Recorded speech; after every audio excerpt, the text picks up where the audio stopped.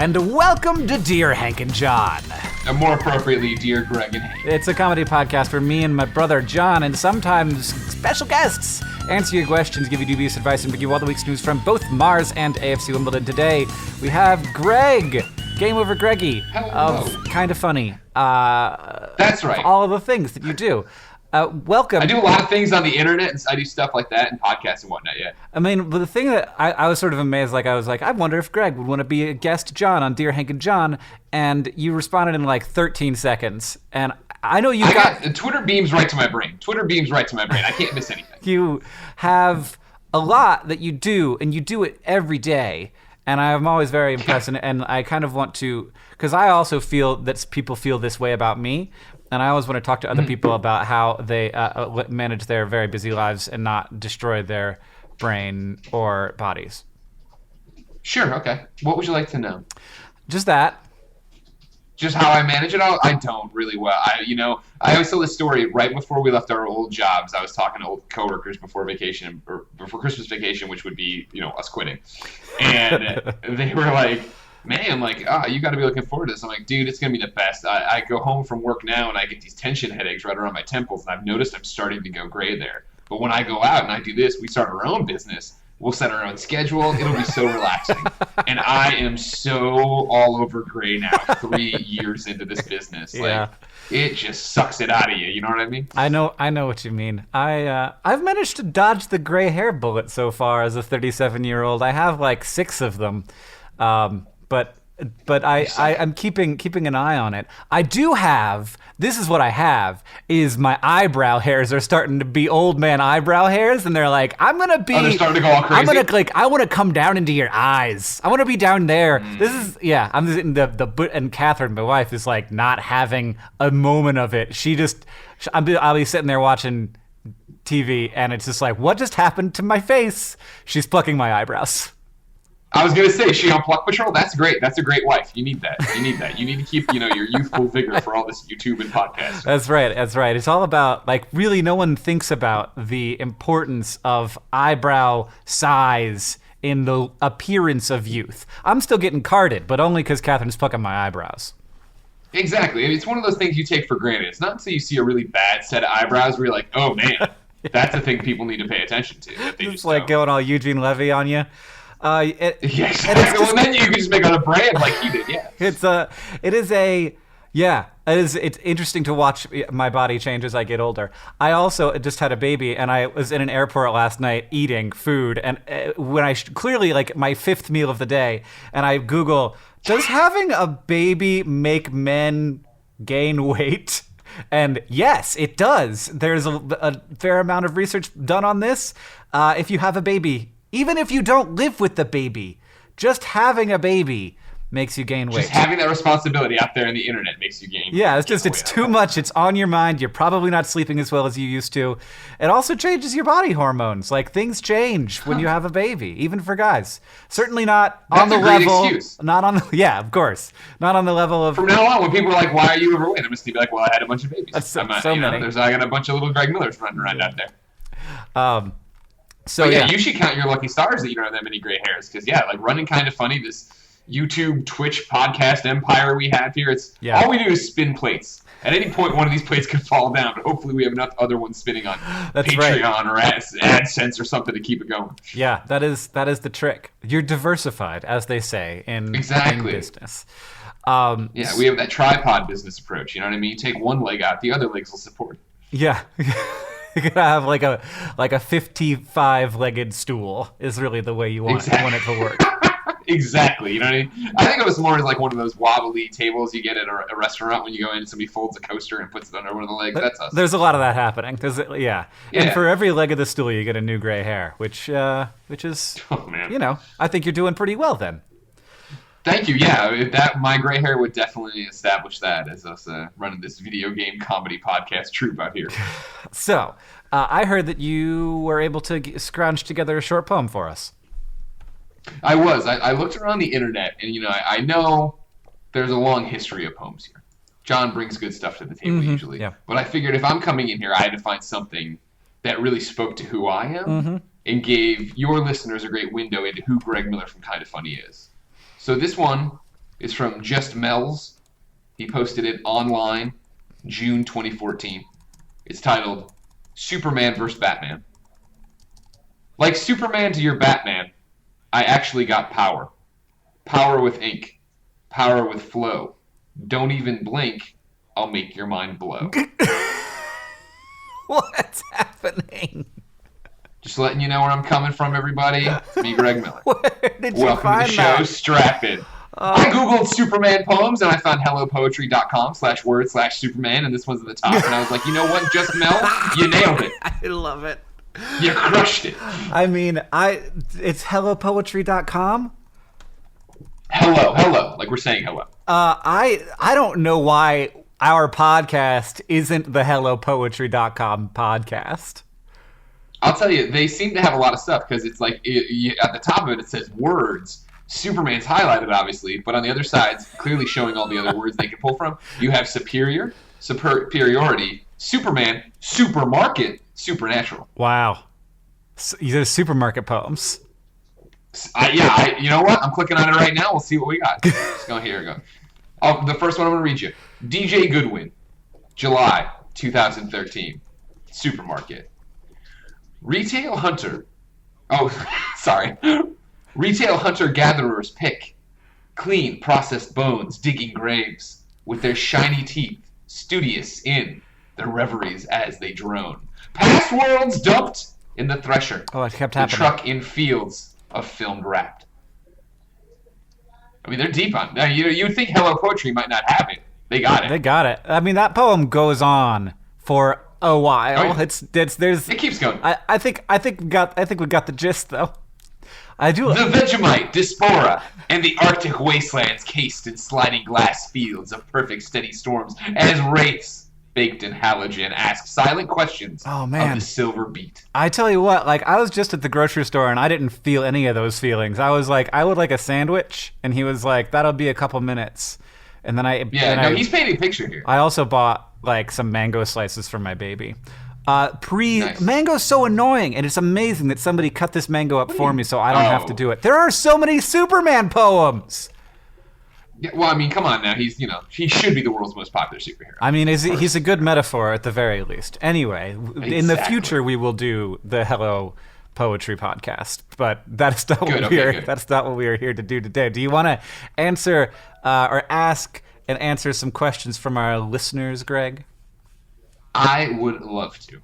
All right. Well, I'll hit us with our first one, and then you can do the second one. I really want to get to this, and so I'm just gonna start with it. It's from Andrea, who asks, "Dear Hank and Greg, I am currently trying to study, but I keep getting distracted by the no food sign in the library. I know this question doesn't lend itself to a podcast, but it is."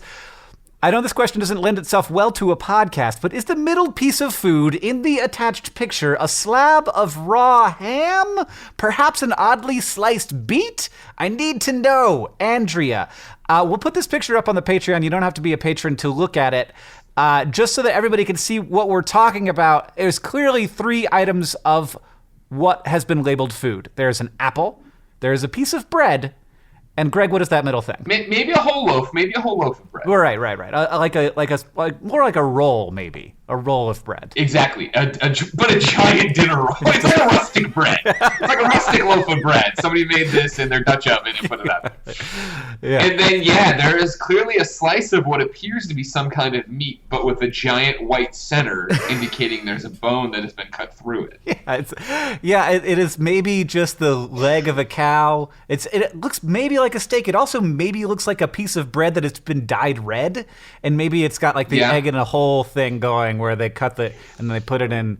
They cut like the middle out of the bread and crack an egg into it, and that. Have you ever seen it on the internet when they'll do the whole thing of like they'll randomly grab people and like, all right, cool, draw Barney for a memory, draw Pikachu for a memory. It strikes me as somebody grabbed somebody and was like, I know you've watched a Looney Tunes episode before where they're eating meat. What do you think? Draw the piece of meat right now, and they took like when you have the giant turkey bone or ham bone, and then. Rather than, because it looks like the end of that, where you see the bone and then surrounded by pink, but then someone took like a circular saw and sawed through the bone to then put it down. Right, treated it as if it were a loaf of bread. It just took a slice of Exactly. right down the middle of that turkey leg. I think that it's probably intended to be raw steak, like raw red meat, which does seem like I agree, you should not eat raw red meat in the library. That's a good tip for life. Yeah. I don't know, if you get this, if anybody, like, and I like a good steak tartare, but if somebody cut this and dropped it on a plate to me, I'd be like, no, sir, this is not correct. Also, it clearly in the photo is touching both the rustic bread and the apple, and so both of those, you can't have either of them anymore. No. Which is a shame, because that bread and apple look great. That would be good. Sliced, just a couple slices of apple on that rustic bread, and I'm down. So I think that it is perfectly natural for you, Andrea, to have been distracted by this very peculiar slice of meat bread. It's very. Have you also seen this other one going around? I saw it on Reddit a while ago now, but it was like after last month's incident, Oreos are no longer allowed in the library, and you're like, what was the incident? What happened with Oreos that this school had to ban them in the library? Yeah, other cookies are fine, but the entire institution of Numinos, all right, no problem. You want to bring a Chips Ahoy in here? We're fine with you. Yeah, there must have been an Oreo fight. Oh, God. You'd think so. You'd think it was maybe a scavenger hunt where people were hiding Oreos all over the library. Right, and now they're still there forever, and because you didn't find all the Oreos, and there's ants now. And then they are in the book glue, and that's never good, because that's how books come together. Do you want to hit us with that next question, Greg? Sure. Let's jump to Nicole. Nicole writes in. It says, "Dear John and Hank, it's okay. I wasn't supposed to be here. I understand. Nobody likes me. Around 2.5 years ago, I met a girl that moved to my town/school, and we became best friends, like ultra best bros friends.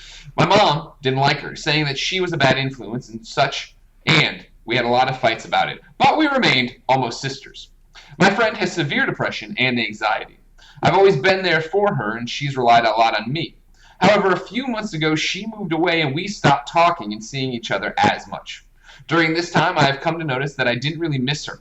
My mental health improved incredibly, and so has my relationship with my mother. Now, I have the opportunity to talk to her again, but I don't really want to. And my friends keep talking to me like I'm her other half, which is really uncomfortable now. If I tell her what's happened, I know it will affect her greatly and not in a good way. What do I do? Yours and worried, Nicole."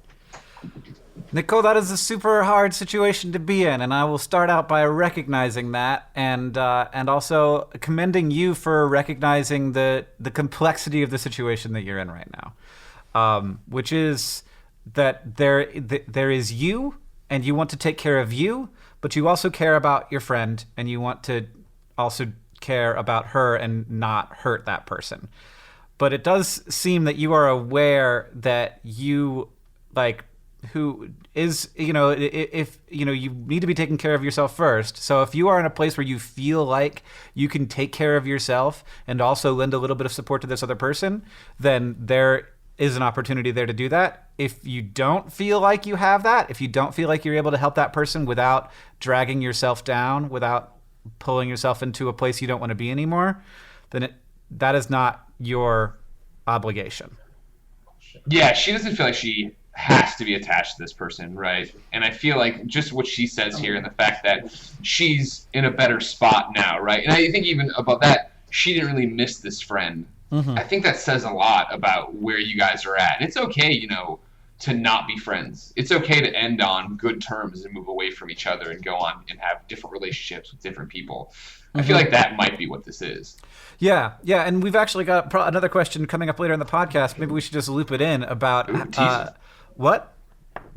Ooh, teaser. Yeah, but now you're just going to jump it in, so teaser. We're not really teasing anything.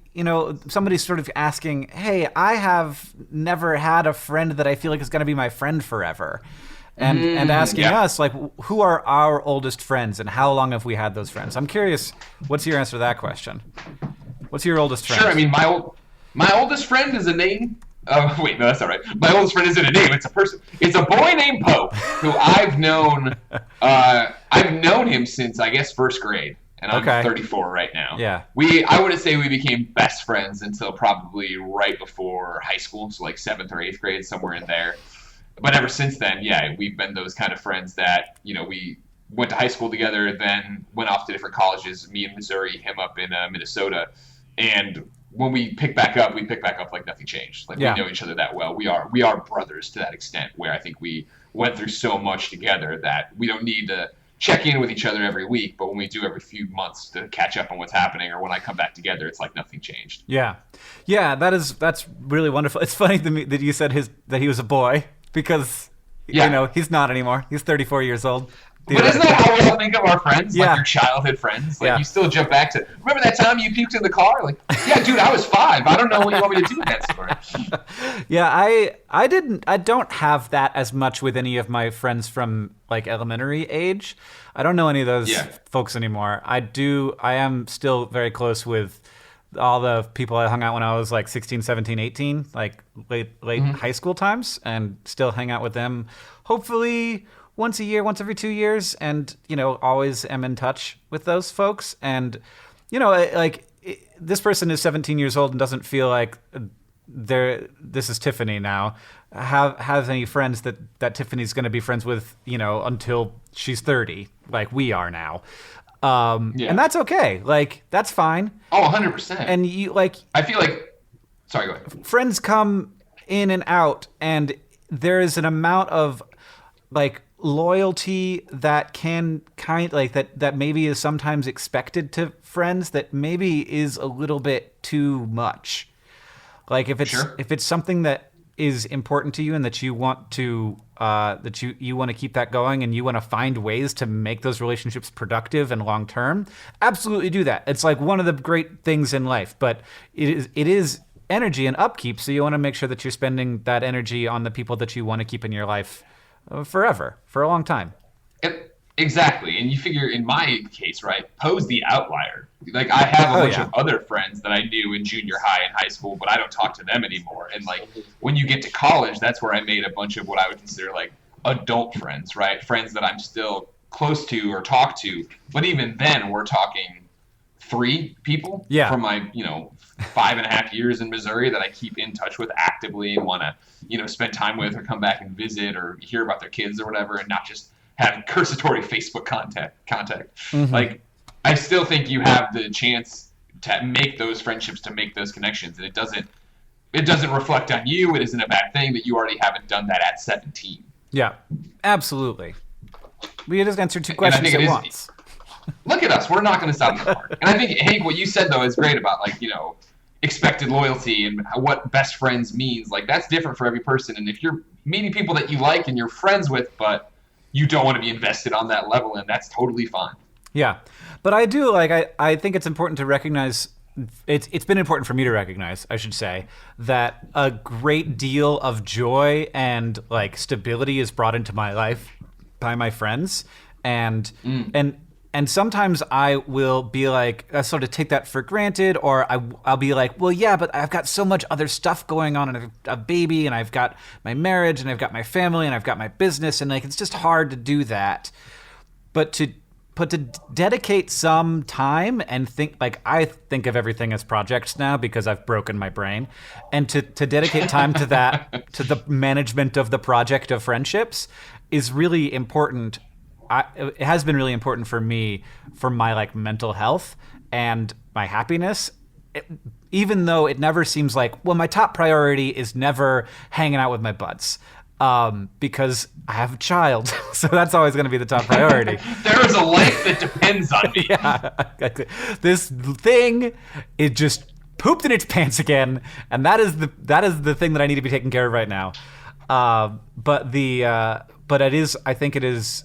It's not something. When I was younger, it just took care of itself. Like, it just happened because I was always available to hang out, and and that. But, like, trying to keep those relationships maintained is more than just, like, a Facebook thing where I'm reading about them on whatever they're posting.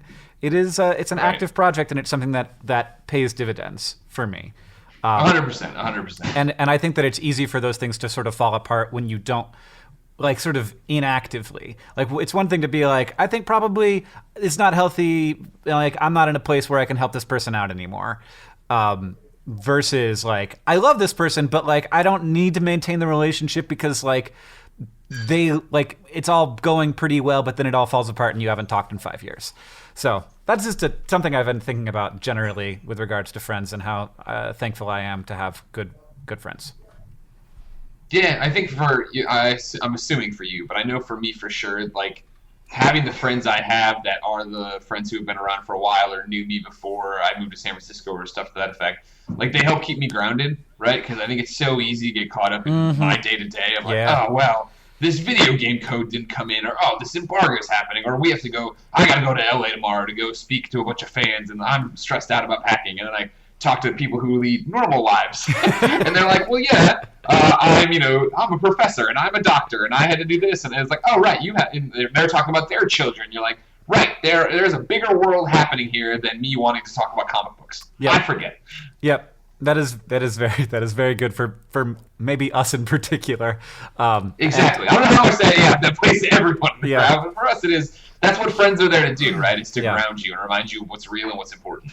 Yeah, and provide a different a diversity of worldview and also just relaxation if you can get it from them, which is great. This next question comes from Radhika, who asks, "Dear Hank and Greg, recently, my friends have been arguing about whether or not water is wet. They say that water is obviously wet and that wetness is an inherent property of water. I, however, think that wetness is what happens when previously dry objects are covered by water. Any dubious advice on the topic would be super helpful. Like radical without the L, Radhika."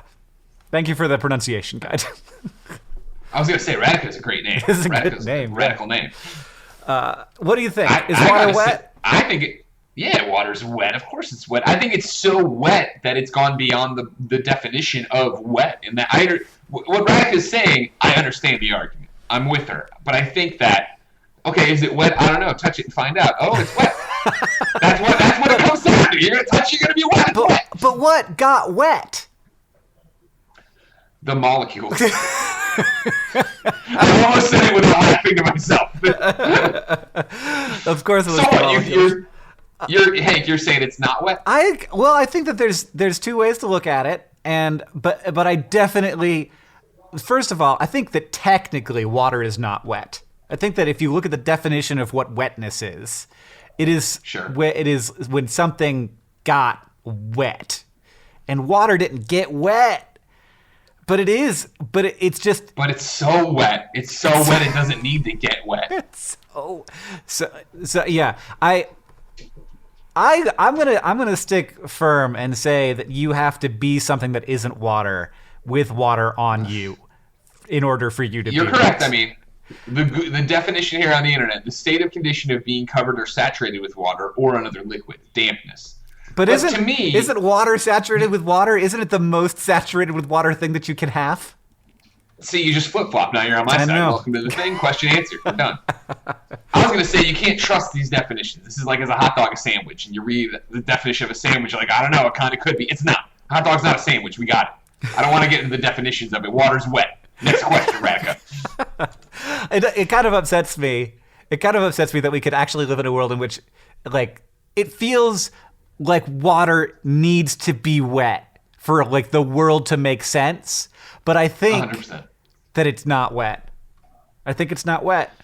It's really weird to me. So I'm going to go off on a tangent here. It is weird to me. Here we go. Let's everybody get in the car. We're going on a tangent. Wait, you could wet ice. So you could get a piece of ice that's really, really cold and thus dry. Sure. It's not wet, and then put water on it. So you could wet water in that way. But this isn't the tangent. The tangent is, so all the stuff we eat, all the stuff we put into our bodies is like mostly like life stuff, like plants and animals. And sure. and yes, there's portions of those plants and animals that are inorganic things, like, you know, potassium and vitamins or whatever. I don't know. So there's definitely inorganic stuff that you're eating and that are important to your body that you need in order to function.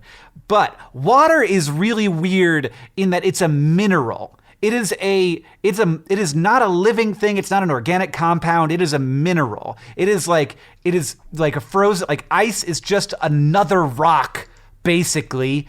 but we need to drink this mineral all day long in order to not die immediately. Huh. You're right. Because we have to fill Water's up a weird thing. We have to fill up our weird meat sacks with wetness in order to be alive. Yeah, we have to make our insides wet for sure. With water, that's also wet. Yeah, it is important to keep the insides wet. I guess that's would you say water's dry? Like, that doesn't make sense. Where are we going with this argument? How far do you want to take it? How far? Yeah. So, all right. I think water is dry is definitely the new controversial opinion that like doesn't matter and that I will defend with my life. That's what you want. That's the hill you want to die on. Water is dry. By definition, water is dry. Boom. Take that. I'm just gonna tweet it. No context. Water is dry. Yeah, exactly. See how that one goes. All right. What else do we got? You got another question for me? I feel like we covered this one. We got another one here, but it's the same idea where it's going to be us arguing and scratching heads, unless we want to actually get into it. Brooke writes in and says, Hank and John, again, I feel, Hank, you didn't promote me enough that I was coming on the show. Are oranges named oranges because they are orange, or is the color orange called orange because oranges are orange? The word orange has lost all meaning to me. Fruity frenzy, Brooke. I mean, yeah, you definitely did that to all of our brains. That was a very... Well, it's like that. It's like buffalo, buffalo, buffalo, buffalo, buffalo, buffalo, buffalo, buffalo. Except there were like some words that weren't orange in that sentence. I actually looked this up. Do you want to know the real answer? Hold on. Yeah, I do. But before we do it, I want to take a guess. I got to take a stab at it before I get the real answer. Mm-hmm. So, are oranges named oranges because they are orange, or is the color orange called orange because oranges are orange? I'm gonna say. Wait, what if because there is a third option here that the word orange and the color, like the fruit orange and the color orange, are not linguistically related. That happens sometimes. There are situations where, and in fact, there are some places called Orange, like town names, and those actually, that Orange County comes from oranges, but in England, I think there's like a town named Orange, and that actually comes from a different name, a different like linguistic root than the color orange and the fruit orange, but they are linked. The color and the fruit are linked. That is not the case. My guess is going to be the color came first, and then because I also know that like human beings just aren't that imaginative. So somebody saw an orange and was like, "Oh, it's like the sky or the color orange or the sunset orange." So we're just going to name that fruit orange. What's the answer? Are incorrect. Damn it. We actually named the colors relatively late, considering how we treat them. Really? So we, like, colors, when we're teaching children, like, it's one of the first things they learn, is, like, we're trying to be like, this is a blue fish and this is an orange fish, and, like, teaching that relationship is part of cognitive development, and like, that you can apply labels to something, and it is still a fish, but it is a different colored fish. Or it's a big fish or a small fish or whatever. Sure. We use colors in that way a lot, and so it seems to us in the today world that colors are a very basic property. But I listened to a podcast once in which did you? They hit me with the very slow and like not all at once inclusion of different colors into vocabularies, and it happened quite slowly. And orange, the color, was drawn out of orange, the fruit, and orange, interestingly, the word that the sort of root of the word orange is really old, because apparently we've had oranges for a long time, and it's one of the not very many words in English that is actually from Sanskrit. And jeez. And it sounds pretty similar to more similar to like the Spanish word for orange than our word for orange, which is like naranja or naranj. And then I think the French took it and made it into something more like orange, and then we turned it into oranges. So that's the situation with oranges. Also, maybe because of its weird root is why there are not very many words that rhyme with it, or none, depending on how you count. I did a bunch of research on the word orange. You this is how you spend your nights.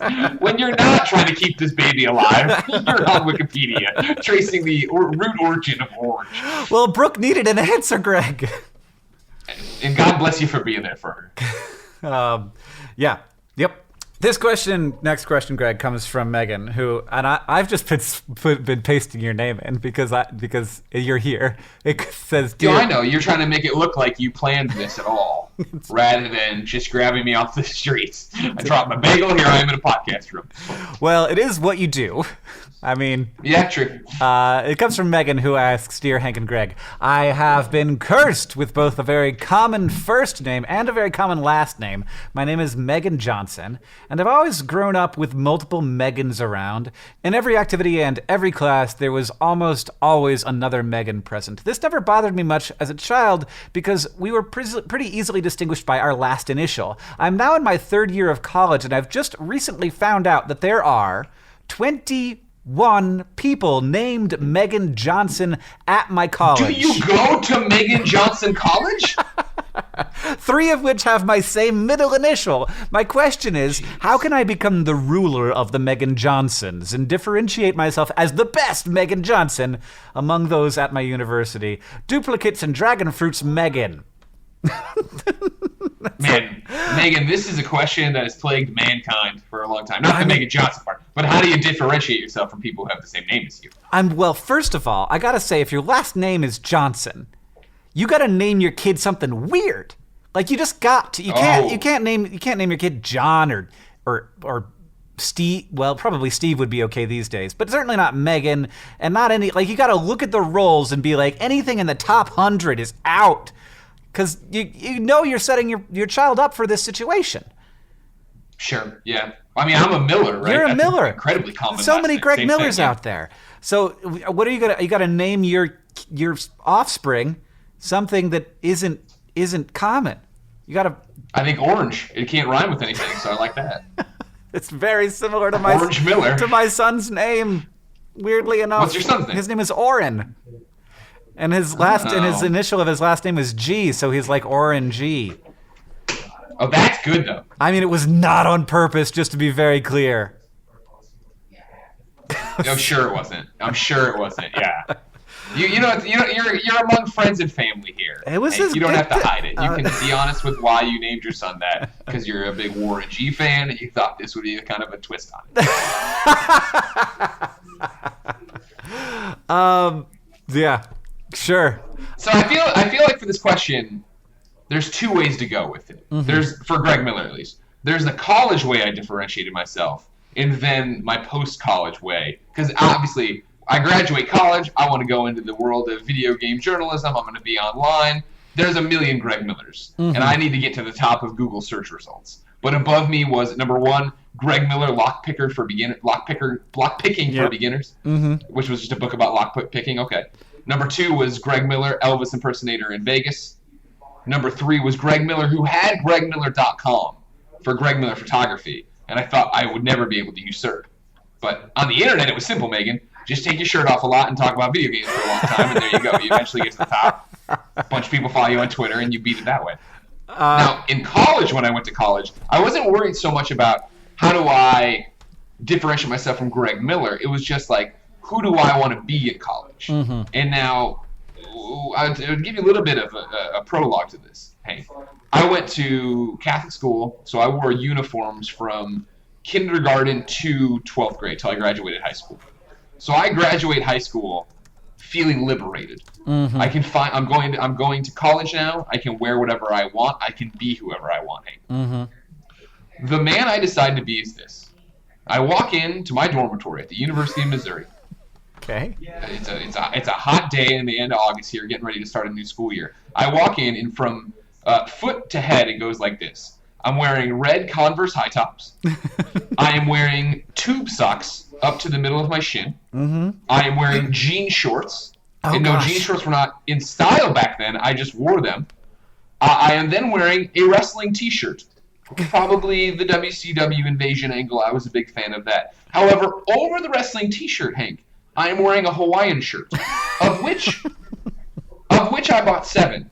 And you might say, why would you buy 7 Hawaiian shirts? Because, Hank, I said when I was finally out from underneath this uniform oppression, I said, I'm going to go to college, and every day, Hank, I'm going to wear a Hawaiian shirt over my wrestling shirts, my superhero shirts, whatever shirts I'm wearing.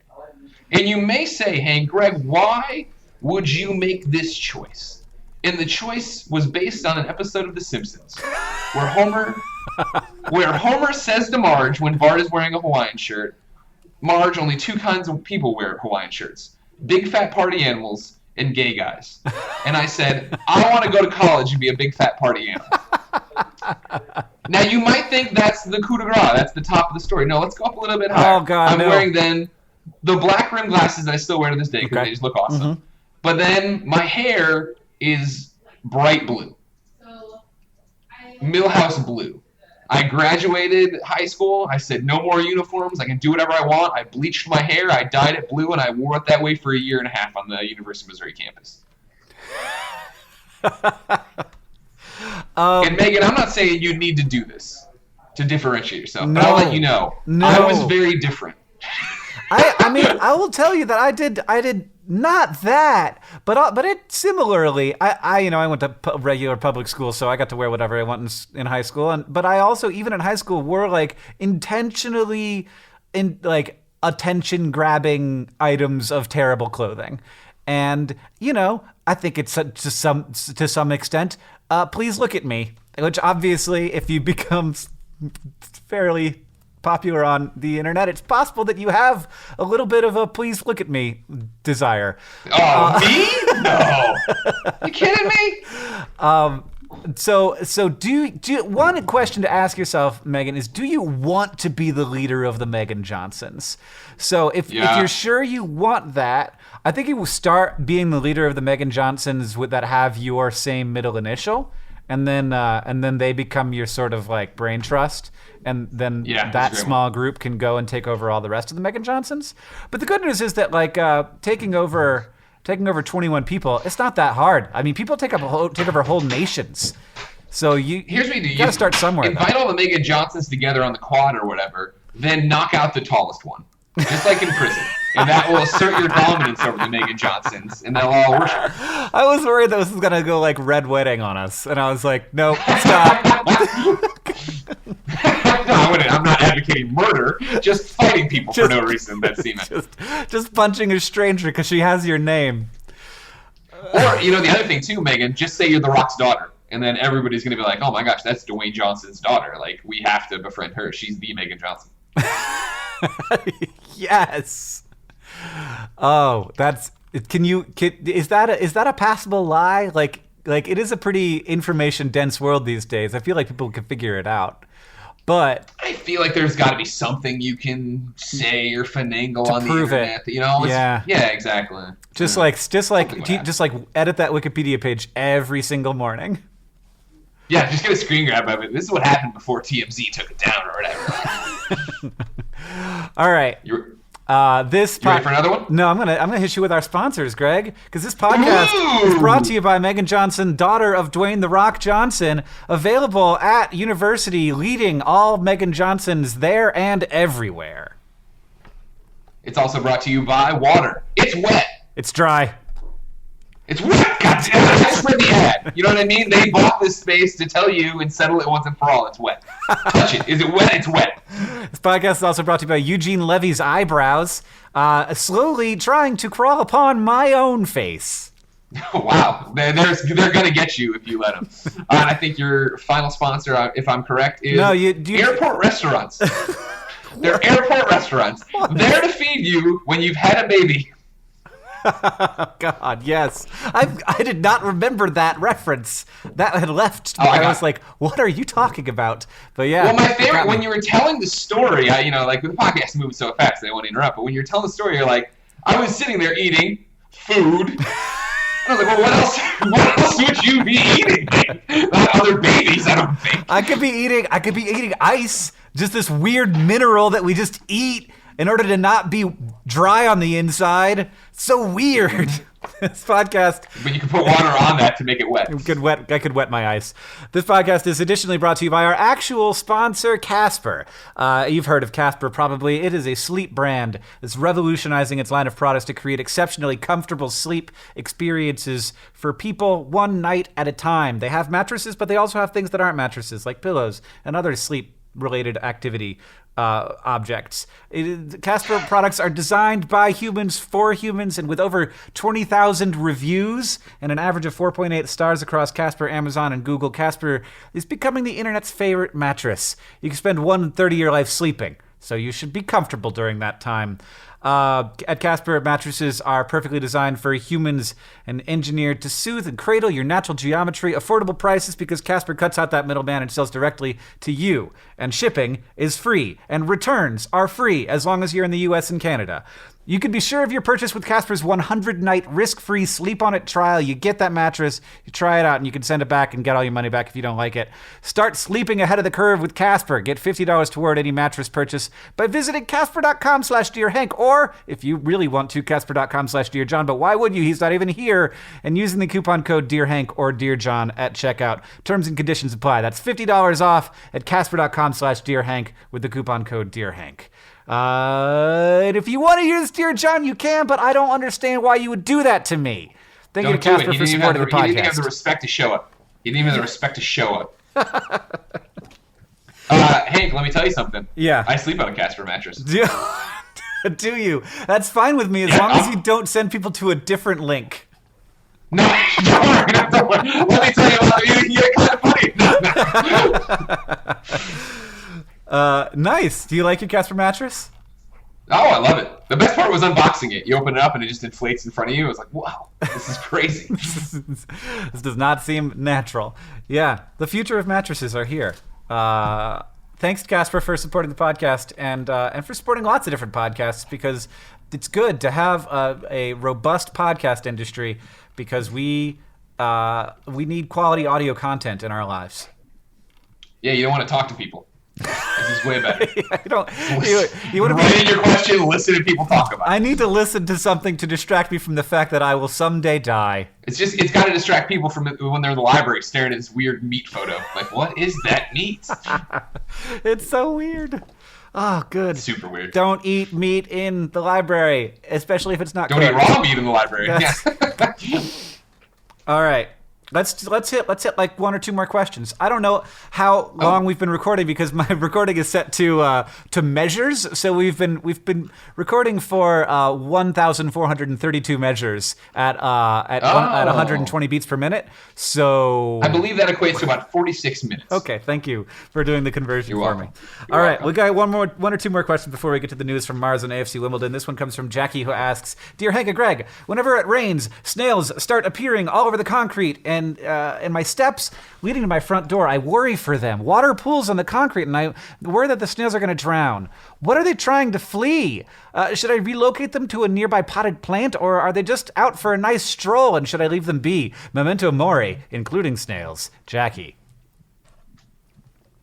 Man, you guys write in about weird stuff in this podcast. Weird stuff. I mean, snails are a garden pest. Like, they're the thing that eats your plants. They're adorable. Well, but like... Yeah, but they do it really slowly. Caterpillars, those are the ones you gotta look out for. Depends on what you're... if you got, like, cabbage, oh, man, snails and slugs are the worst. You open up your cabbage and you're like, really? I thought I was going to have this beautiful cabbage, and instead I have, like, a weird slug ball. And it's mostly slug, and that's not what I worked all year watering this thing for. Good point. I guess that the snails are trying to stay dry, because the rain is wet, and it's gonna. Yeah, the rain makes the ground wet. All right, that's what we'll say. And the snails. Yeah, it does. It's weird to me. It appears. When I lived in Florida, this is not the case in Montana, because we barely rains ever here. When it would rain, they would just be like, where did these things come from? Where were they? Like, were they just like born? Did they fall out of the sky? And then you have to worry about them dying or getting stepped on, or just they're everywhere. And it actually sometimes I feel like I could smell the smell of all the snails that died after a big rainstorm. Terrible, Sure. awful, weird snot smell. Yeah, that's the thing about snails and slugs is, you don't think they're out there, and then when it does rain and they come out, that's when you're like, where have you all been hiding? What were you up to? What are you plotting? Where is the magical like snail wonderland where you all hang out when it's dry and that gets flooded every time it rains? And I like Jackie worries about, are they trying to flee the rain? Are they just out for I'm always, whenever I see a snail out in the rain on the sidewalk of the street, it's one of those it's one of those rare occurrences where I can see into the future. You're going to get smushed. It's not by me, but someone's going to step on you. You're going to get hit by a car. Yeah. You should have just stayed wherever you were. I know you're worried about drowning. They breathe through their skin most of the time, so they need to get away from it. But you're in trouble, buddy. You're in trouble, buddy. I do like Jackie. Yeah. I will commend you on your sympathy for the protecting snails from the natural processes in which they will die. But do remember, they'll die no matter what, and so will everything. It's true. That's part of life. Death is part of life. I can't believe you're letting caterpillars off so easy, though. I guess it's because my mom had these big rhubarb plants, and the caterpillars would get on those leaves and eat those, and I always wanted the rhubarb cobbler, so I was always anti-caterpillar way more than anti-snail. I feel ya. I guess we have both of those problems here in Montana. I don't know. Slugs are just way grosser, you cut. Yo, no, they're definitely grosser. Oh, they're so sluggy. But no, I agree. If you're trying to feed humans with plants, those organisms are not your friends. So that's why I just let somebody else grow all my food now. I don't try to do that anymore. It's too much. Well, it's just so much work. You got to monitor it. You got to look for these guys. I'll tell you. I'll take a tangent for you here. So one time I was out at the Kankakee River, Kankakee, Illinois. We caught a bunch of snails. Uh-huh. I thought I would bring them home and put them into the aquarium of my aquatic turtle, Pokey 2. I brought them in. I put him into Pokey 2's aquarium, went to bed, woke up the next day, he had eaten all the snails. That's great. Shells and all. Yeah, it was crazy. I did because Pokey 2 was a pretty chill turtle that I also got from the Kankakee River. So you thought these guys would have some kind of Kankakee River communal agreement that they're all going to just chill out, they'd remember each other. That was not the case. And at first I thought maybe the snails had escaped. I was looking for slime trails out of the aquarium, and then it just became clear. No, he ate them. Well, that's stock and barrel. That's great. You can keep going getting Kankakee snails or whatever that word was, and bringing them back. You nailed it. That's Kankakee. You don't have to buy turtle food anymore. You just got snails. Yeah, that's a good point, I guess. I mean, what do you think? Mother Earth, she gives. What do you think Pokey Turtle was eating when he was in the river? Yeah, we never talked about it. He was a baby, I think, to be clear, we kidnapped him. He was a very small turtle when we got him. I kind of feel bad looking back on that. But then again, I don't know how turtles really roll if they have a family thing. And I know what your listeners are thinking. I'm talking about Pokey 2. Was the original Pokey his brother in the river? No. Original Pokey was a box turtle who lived in an aquarium next to Pokey 2. So they were brothers that I had brought together, but not brothers by blood. Right. They weren't even species brothers. Correct. Yeah. And Pokey 1 was just like a store turtle. Yeah. Oh yeah. Okay. He just chilled. She liked to eat carrots. One time we put her in the backyard. My dad fenced her in with chicken wire so she could be out in the grass. Nice. And we went about our day, and then we came back and she'd escaped. No. And there was a moment of panic. But then we remembered that all Pokey ever wanted to do was hibernate. So we just went to the darkest corner that we could find in the yard, and sure enough, there she was sleeping. Back into your endless nightmare of the sun always being on. I had to escape so that I could relax. I had to rest. A jailbreak so that I can sleep. It's good. Exactly. A very slow jailbreak to the side of the house to plant my head against the foundation. All right, Greg, did you bring us news from AFC Wimbledon? I have breaking news from AFC Wimbledon. Are you ready? Yeah. All right, the headline is Neil sums up his disappointment after defeat at Yeovil. Oh, no. This is by Chris Slavin, of course. Neil Ardley concluded that it was a poor team performance from Wimbledon's much-charged lineup at Yeovil Town after last night's check-a-trade trophy exit. Speaking during an interview for iFollow after last night's 2-0 loss, Neil said, "The best team won. They were much more at it than us in every way, both physically and mentally. It was a poor performance. Too many players who had not played at first team level for a while seemed to be a bit rusty. We played players out of position, which was hard because of the lack of players we had, but that's no excuse. There is loads to learn from it, lots of development for the younger boys, but the best team won. Ouch. Ooh. It's a rough one. You know what I mean? If you can't get a W in Yeovil, you got problems. That's right. Yeah, absolutely. Yeah, I know nothing about that at all, but No, none of this made sense to me at all. I know I'm just acting like I understood. Well, the good news is that AFC Wimbledon is getting a bunch of money coming up soon because they've pulled a very good draw in the FA Cup. So they're going to play in a very big stadium against a very big team, so they get half the money. And so instead of the normal like 4,000 tickets, they're going to sell like 80,000 or something ridiculous. So good that will hopefully allow them to invest in some players. I think John's going to talk more about that next week on the podcast, if they come out in the order that I believe they're going to come out in. In Mars news, Greg, do you want to know about the Mars news that I found? It's really weird. I should just search for Mars on Hello Poetry and see what happens. That should be I bet you get some. There's going to be a lot of Mars bars poetry and then a few about the planet. Baby, kiss me like we're on Mars and the only breath we have is from each other's lungs. Oh! Leo! Whew. You nailed it. Plus 23 with 2.3 thousand likes or something on whatever platform this is. Whatever this is. Whatever that icon is, it's got 2.3 thousand. Anyway, sorry, I got distracted from my actual Mars news, which is that Buzz Aldrin, right? I do know Buzz Aldrin personally. So he went to the moon, and he's doing a brand deal right now, which I love. That he's Buzz Aldrin, he's doing a brand deal. He's doing a brand deal with Spray. Hey man, 2017, get paid. Yeah, he's doing it with Sprayground, a New York-based accessories label.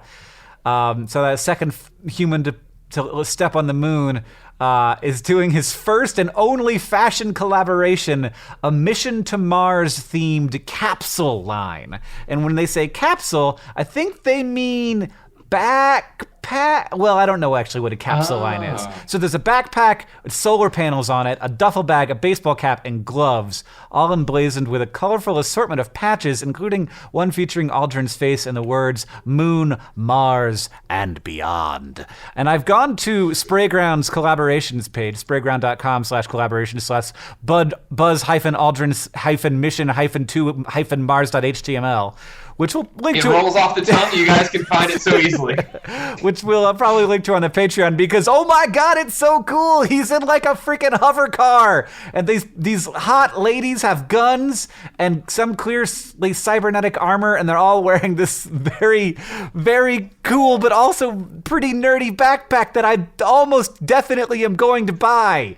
There's also a Mission to Mars. Yeah, I'm looking at this stuff too. It's easy to make fun of it, but yeah, this stuff actually looks pretty cool. The Mission to Mars Shark Patches Parka Buzz Aldrin collab, also very cool. The solar powered backpack is coming soon. The non-solar powered backpack is available now for $80, and the gloves are only $20, and they're really freaking cool. Oh man, I didn't expect to like this as much as I do. I know, right? It feels weird. It sounds so goofy, and then you look at it, you're like, hey, this is actually kind of cool. This is definitely something that like Greg Miller would totally have worn freshman year of college. Oh my God, Greg Miller right now, 2018, is thinking about wearing it. All right, well, this was a bad brand deal that we didn't get paid for, but Sprayground is doing a very cool Mission to Mars fashion collab with Buzz Aldrin, who's sitting in his amazing space chair. However that got made. Oh man, the universe is such a wonderful place. I'm gonna have a fun time shopping. Mashup. It's Buzz Aldrin and it's Mass Effect and it's Star Wars and it's Division. It's like a million. It's all these and it's sharks. The sharks don't make any sense. Yeah, the shark. There's like shark bites all over the place. I'm upset that I'm going to have to wait until this podcast comes out to tweet about this. Yeah, right. But wonderful. So that's the news from Mars. Greg, can you tell me like what exactly we learned today on this podcast, if anything? Water is definitively wet. All right. 'Cause you can't say water's dry, so that's the thing you learned. I'm pretty sure that water is dry. You learned. In fact, I did tweet about water being dry during this podcast, and I kind of want to see what the responses to that have been. My friend, I hope it's just riots. My friend Taha looks like he's maybe a little bit frustrated with me. And what else have we got? It's non-alcoholic, so it's dry in the sense, like a dry county. That's good. David says, the Earth is a triangle, just to come back at me. And I have to say, it's maybe not my best performing tweet. I feel like it's really like coming in significantly under the bar with 300 likes. Usually I'm doing better than that. Here's the thing, Hank. You know, I love you. I respect you. Mm-hmm. You've built an empire. You're amazing. You're a coward. If you were a man, you would have made this a poll, but you knew you'd get trounced, so you didn't put a poll in there. There's no easy way to get the data. My friend Greg Miller just responded to this tweet with just two characters and a punctuation. It's N-O period. So somebody's got to say it. Water's dry. I think water might be dry. I'm really excited to defend this terrible opinion for years and years to come. You're having this is the next 4 years of your life. Someone arguing this with you on the internet. I'm ready to have some different arguments on the internet right now. I'm done with the. Okay. And we also learned that you shouldn't touch your rustic bread with raw meat in a library. Great point. We also learned about a great site called HelloPoetry.com. Oh, we learned all about HelloPoetry.com. I feel really weird. I didn't know more about Hello Poetry until now. And finally, I changed the game for you guys. Finally, we learned that Buzz Aldrin is still working it right now. Fashion model, space astronaut Buzz Aldrin. Thank you for potting with me, Greg Miller. This was an absolute joy and very fun. It's been a pleasure. Thank you so much for having me. All right. This podcast is produced by Rosianna Hulse-Rojas and Sheridan Gibson. It's edited by Nicholas Jenkins. Our head of community and communications is Victoria Bongiorno. You can find out more about Dear Hank and John at patreon.com/Dear Hank and John, where you can also support us and get our occasional 5 to 10 minute very bad podcast that is only for patrons called This Week in Ryans. You can also send us questions at hankandjohn@gmail.com. I am Hank Green on Twitter. John is John Green. Greg is, I think, Game Over Greggy on Twitter if you want to get some of that going on. And you can find out all about Kinda Funny all over the place. They make hilarious stuff that's really fun. And one more thing. The theme music that you're hearing right now is from the great Gunnarolla and also the music at the beginning. And as they say on our hometown, don't forget to be awesome.